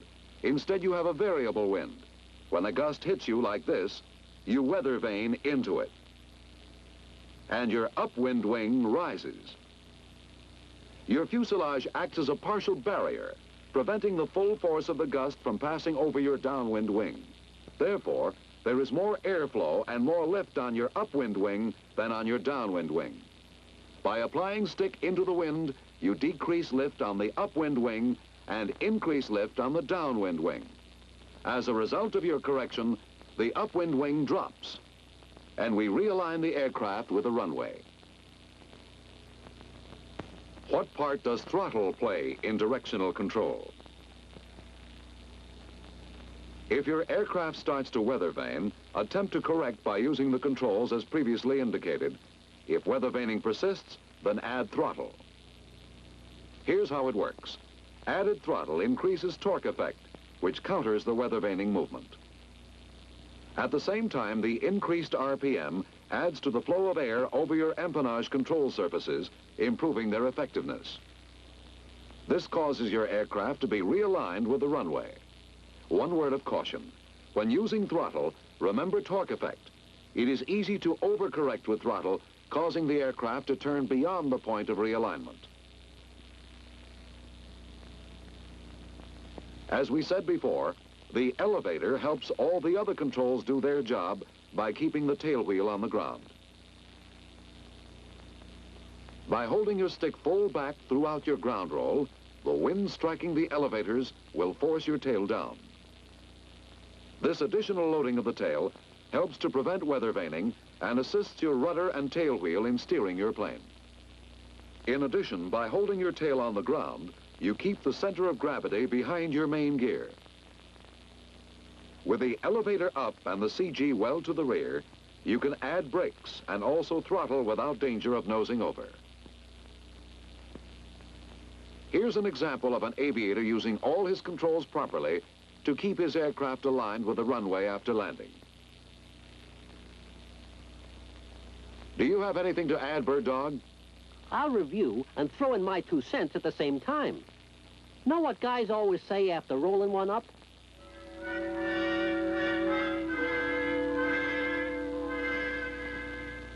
I don't know what happened. I had everything under control, and the next thing I know, I was sitting there in a pile of busted machinery. That's a likely story. If you got everything under control, you know what's happening, and you don't bust nothing. Here's the list of things you get to work with. I ain't going through all the details of how to use them. I'm going to give you some hot tips from my long years of experience. First, rudder. The rudder's good as long as you're going pretty fast, and it would seem that your tail wheel would take over when you slow down. But the tail wheel may not do it all. When you're slowing down, use the brakes if you gotta. But don't stand on them.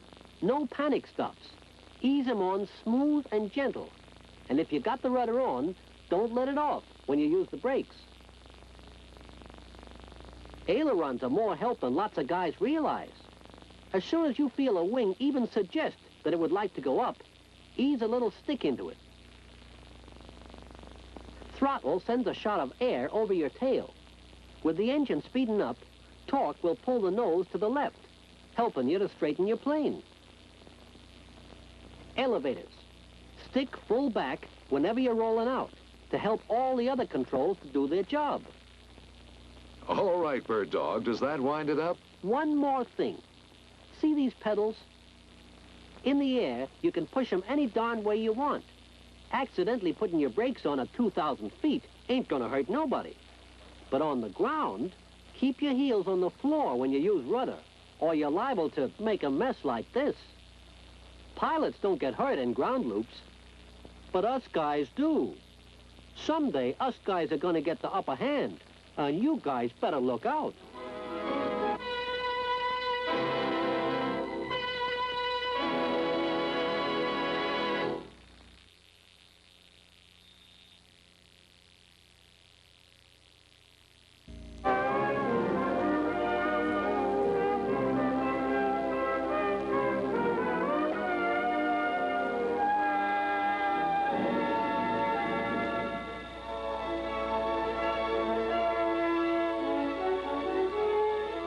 The atmosphere is a magnificent sea of air. But like the oceans surrounding our continents, this immense canopy stretching over them has its own share of natural dangers. Hailstones can cause structural damage or even structural failure.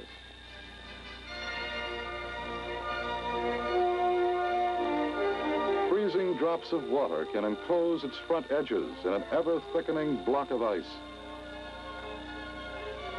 Reduced visibility can tie a blindfold over the eyes of its pilot when he's trying to land.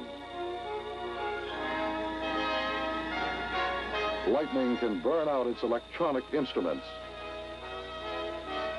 Violent turbulence can sometimes cause complete loss of control.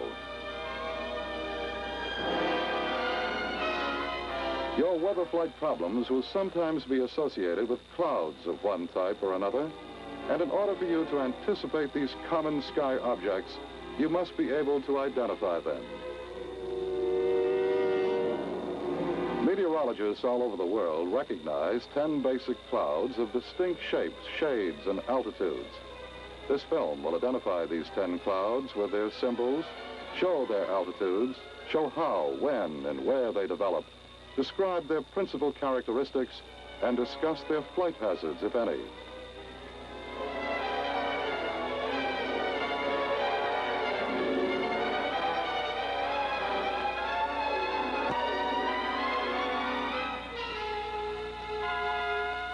All clouds are created by the condensation or sublimation of moisture in a cooling atmosphere.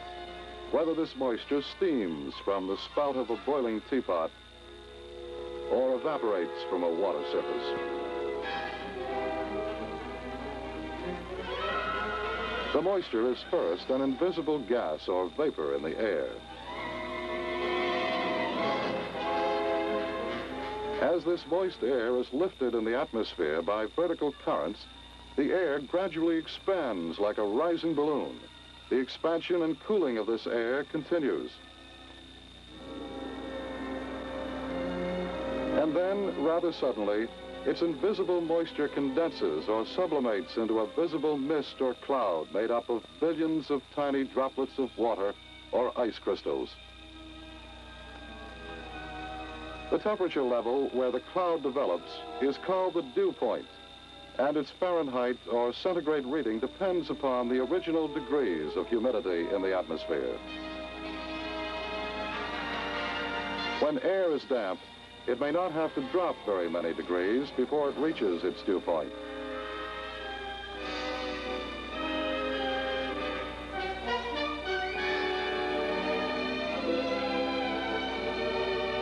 Dry air, on the other hand, may cool many degrees below freezing and not become saturated.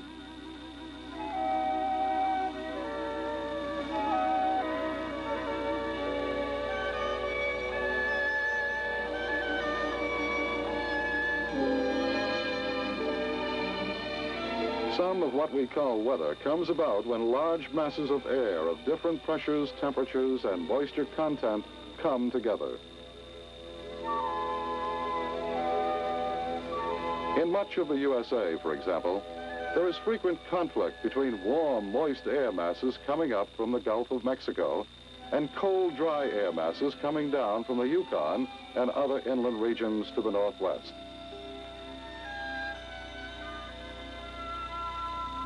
The boundary between these air masses where they come in contact is called a front. When neither air mass pushes into the other, the front between them is called stationary.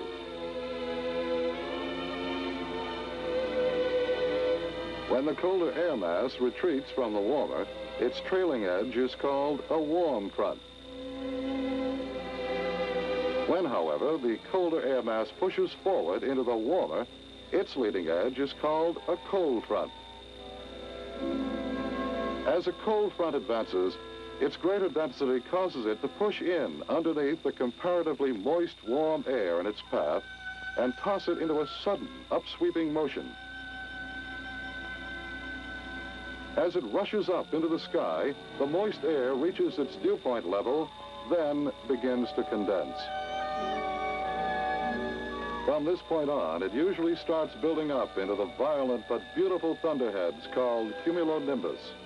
The height of a cumulonimbus is closely governed by the altitude of the freezing level within the cloud, which is why it may rise up to as high as 50 to 60,000 feet during hot weather. And the higher it is, the more dangerous.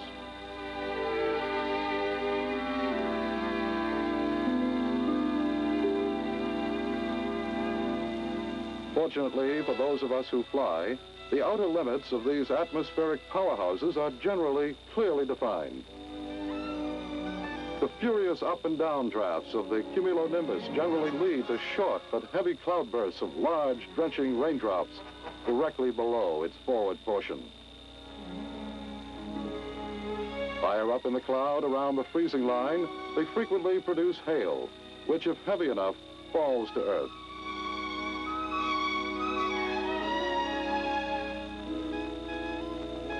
In addition, static created by the turbulence soon builds up powerful positive and negative charges of electricity in segregated parts of the cloud, resulting in the multi-million volt discharges known as lightning. The forward part of a cold front, which usually moves from west to east or northwest to southeast, is like a giant broom sweeping the sky clean and leaving behind it clear, high-pressure atmosphere. Small, localized warm spots in the countryside may, however, create minor updrafts of air, resulting in the puffy white clouds called cumulus. There's a bump in each of these miniature thunderheads, but they are usually easy to avoid. When, however, these cumulus clouds form an unbroken rank, and it is necessary to fly through them, the safest, least turbulent altitude range is between 4,000 and 6,000 feet above the ground.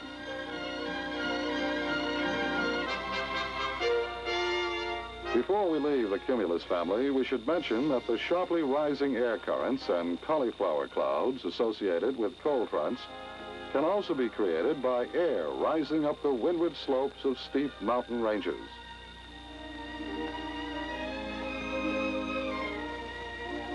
When a warm front advances, it leans forward for several hundred miles.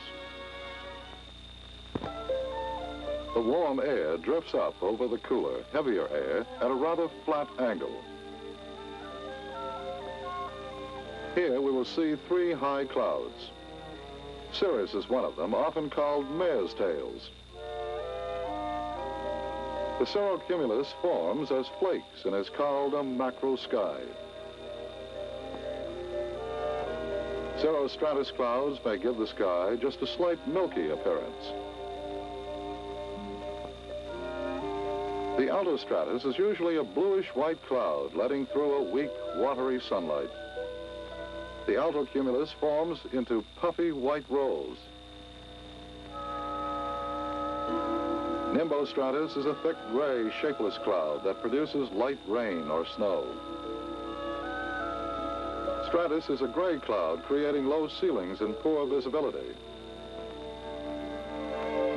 Stratocumulus is somewhat like a low altocumulus. Let's review these clouds and altitudes. Cirrus, above 20,000 feet. Cirrocumulus, above 20,000 feet. Cirrostratus, above 20,000 feet.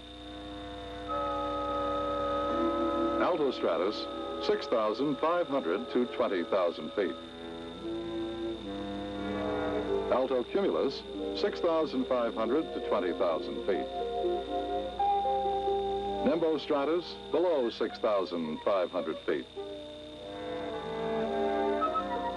Stratus, below 6,500 feet.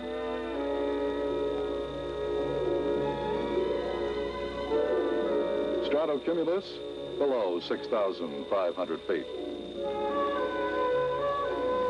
As the warm front advances toward the north, light rain or snow begins to fall from the altostratus and nimbostratus. The evaporation of light rain will often cause saturation and condensation that will lower the ceiling. Since the stratiform cloud is composed of small water droplets, rime ice can be a serious hazard.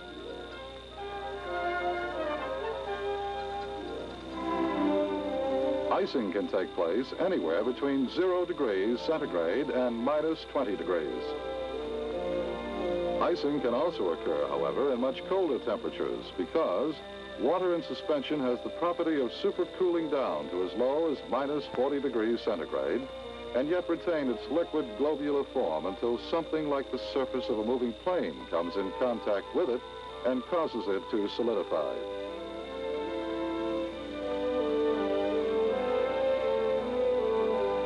In the thinner, higher type of altostratus clouds, droplets of water can solidify on the leading edges of an aircraft without losing their globular or spherical shape, thus creating rime ice, which is granular in structure and therefore sufficiently brittle to shake off under the stress of flying.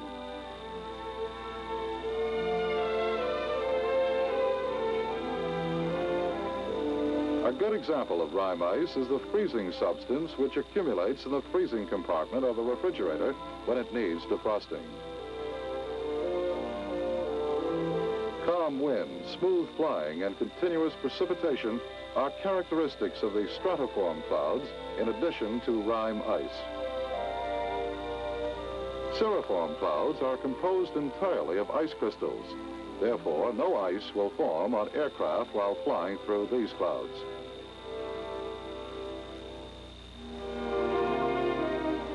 The cumulonimbus can be identified by its vertical development.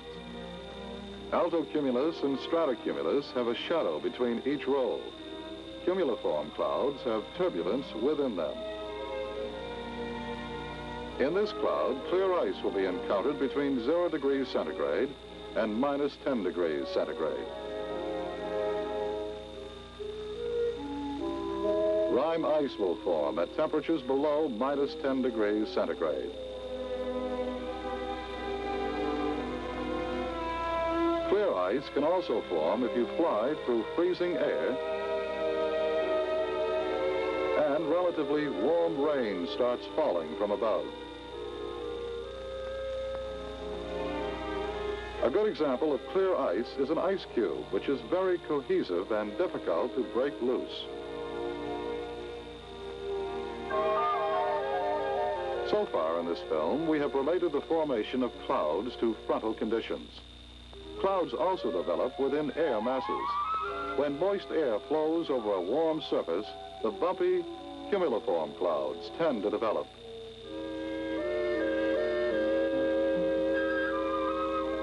On the other hand, moist air flowing over a relatively cold surface tends to create the horizontal stratiform cloud types.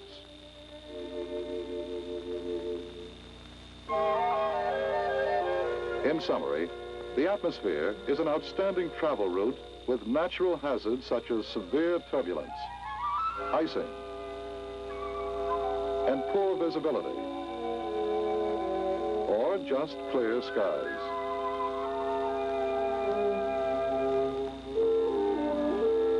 Among all the many varieties of clouds, there are 10 basic types which are recognized internationally. If you learn to recognize these 10 cloud types and their symbols, you can avoid or minimize their hidden dangers. Let's review them. The stratocumulus is rippled in appearance.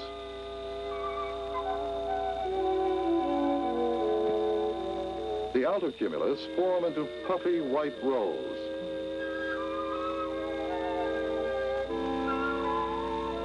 The altostratus is a bluish white cloud letting through a weak watery sunlight. The cumulus is a vertical type cloud with a flat base. The cirrus form into feathery white clouds, and from the ground they often resemble mares' tails. Stratus is a gray cloud, creating low ceilings and poor visibility. Cumulonimbus, or thunderhead, produces lightning, hail, and rain. The rare cirrocumulus forms in flakes or patches. The nimbostratus is a thick, gray, shapeless cloud that brings light rain or snow. Cirrostratus may give the sky just a slight milky appearance. By studying photographs, you can become familiar with the 10 basic members of the International Cloud Family. But the best way to know them is to see them with your own eyes, not only from the ground, but also from the air.